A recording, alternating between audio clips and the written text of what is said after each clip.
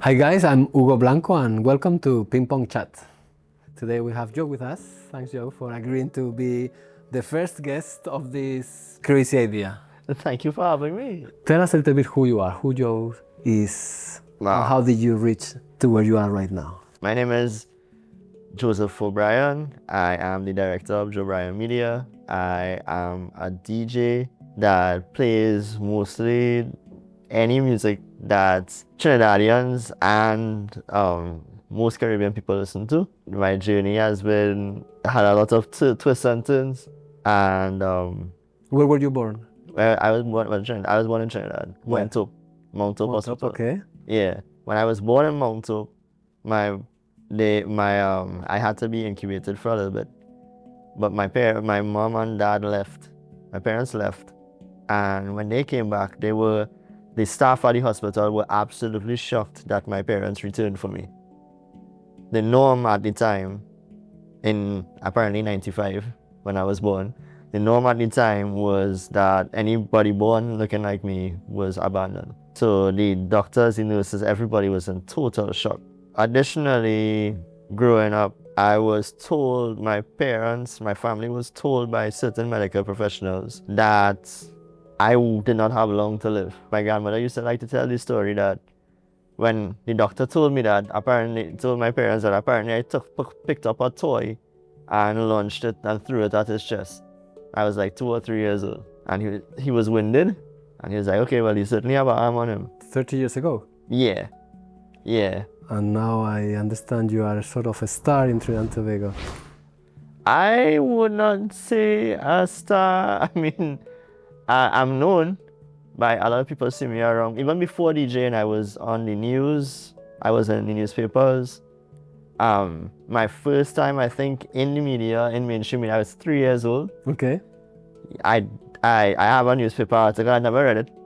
I never read it. I didn't want anything to go to my head, so I never read anything like any of this stuff. I ended up being in the newspapers because of academic achievements. Growing up, I used to do well in school, and that was something that shocked people. And then eventually, I wrote poetry for a little bit, and it was featured in the newspapers as well. I loved French and Spanish in school, IT as well, but more so French and Spanish because my grandfather, his family, all his brothers and sisters, his mother and father, all were Venezuelan except him. He was the only one born in Trinidad. So they all spoke Spanish and stuff like that. And I'm the only I think he has 8 grandchildren. I'm the only one of his grandchildren he sat down to and spoke Spanish to, and was teaching me how to say certain things that I will not name on this video, just to be entertained. And I thought this was so cool that there was an entire world of culture completely different to how we behave.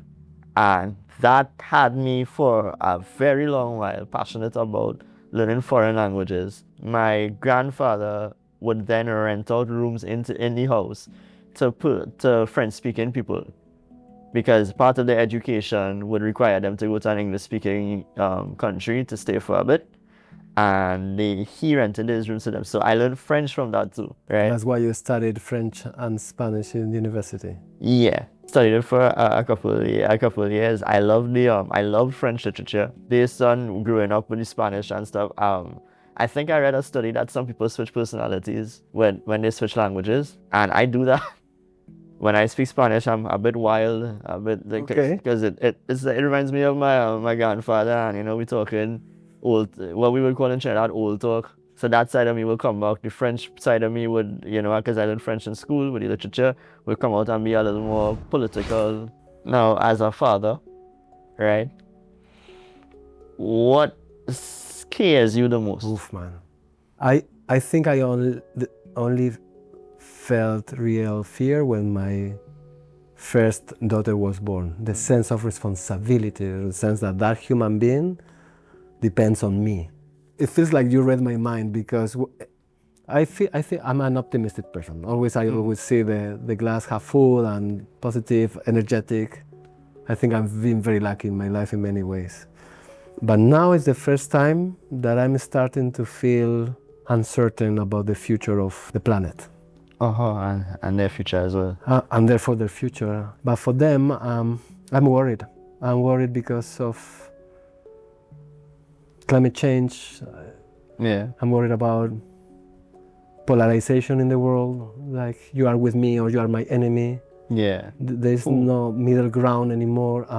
Digitalization, people, and we UNDP we work a lot with digitalization, but the fact that people are more in their phones, are talking to each other, to me is worrisome. I'm not sure the world we are gonna be living, I will gonna be living to them, and that scares me. What is happiness for you, yo? Happiness, like real happiness. How would you describe it, and where are you in that? Contentment. Okay. Happiness is contentment, in my opinion. It doesn't.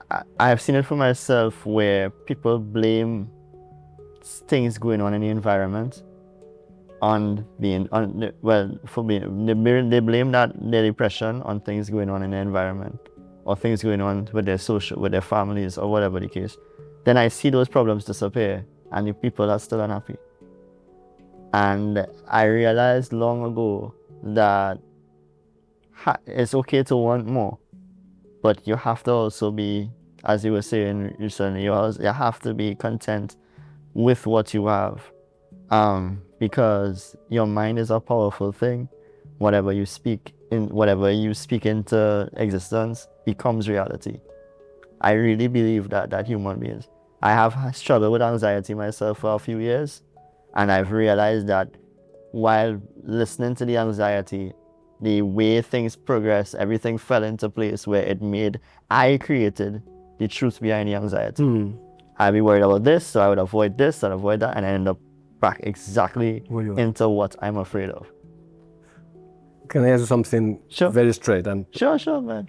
Don't you think you would be happier if you would have one more arm, for instance? I wouldn't be me. There were times in my life where I would wish, I wish I was normal. I'll use the word normal. I wish I was normal stuff. But at the end of the day, the reason why I'm disabled and proud is because a lot of things take me extra steps to do. And I know for a fact that if a lot of other people had these extra steps, they wouldn't do it. To me, being disabled is the character that I was. It created my character. I have certain flaws. I'm willing to change them. I'm working on changing them. But having to work hard for everything, it brings, when you accomplish it, it's really sweet. Really sweet. And that made you who you are right now. Yeah. So, you've been here for 2 years and a half. 2 years and a half. What would you say the biggest impact the UNDP has with regards to Trinidad or the Caribbean on a whole? Okay, that's a good question, Joe. The thing is that the UN and UNDP, we are a fairly large organization. Sometimes we are very high up in the air in terms of legislation or research or data. And I wanted to connect UNDP more to the people, to the communities, to the rural areas. And so last year we put the UNDP team on a bus and we went around the country, to Siparia, to Mayaro, to Tobago, to Diego Martin, and that was fun, but that was very impactful in a way. Believe it or not, some of my colleagues hadn't been in those areas, and they are from here. I'm the only foreigner. Yeah. So that was a great connection, and that I think that fueled the team, that energized the team to do what we do, hopefully better and with more impact. And I think that's not enough. I think we have to do more. Keep the high-level vision and the strategic and the strategies, etc., but making sure we keep connected to the people we serve. Yeah. And it's not easy. I'm not saying it's easy, because sometimes we tunnel vision, we with our project at the short term, but we cannot forget what we are meant to be, which is serve the people of Trinidad and Tobago, and especially the people with less resources, less space, less oxygen, less, so the country doesn't leave anybody behind in this growth. Yeah, I understand. Seeing the actual human beings behind the data. Exactly. Yeah. And yeah. the policy and the research and the projects. And that's so don't lose our compass, if that makes any sense. Yeah, I understand. Joe, you mentioned before something that really struck me, that you don't like when people say that you are a kind of an inspiration for them. I didn't like it You didn't like in it. the past. I did not like it. Why is that? I've been hearing that since I was 6 years old. And at the time I had accomplished nothing. What did I accomplish? I'm here. You look at me and you look at my situation as something somewhat of less than what you have, right? You think that because I am missing limbs that I'm missing out on life, or I'm missing the ability to do certain things. And the truth is that I was the thing in those days. And the truth is that you know, I'm just here. I'm just doing. I don't know what it's like to have a left arm and lose it. I don't know. I never had an arm. So clapping is foreign to me. Right? So but eventually I did have accomplishments. I mean, when I became a DJ, even some of my own family members were like, Joe, you can Joe, those guys have 2 hands, you can't keep up. You sure you wanna do this? You sure you could still? Then I reached my first club and then I mashed up the party, and then it took a few years and radio call and I joined a competition to join a radio station. The radio station, I didn't come first, I came third. And another radio station heard about the competition. And apparently they were voting for me. So when I didn't get through, they were like, yo, come here. Right? And after that, that was it. And I've been there for 5 years. It's the longest running job I've ever had. DJ on the radio. Yeah, longest job I've ever had. So you feel proud about yourself? Yeah, because DJs don't get on radio just so. Like, one of my highlighted moments of my life was the program director at the time sat me down and said, listen, this is radio. Nobody cares that you have one hand. Nobody cares about anything that's going on. They just want to hear their music. And you are here because you should be.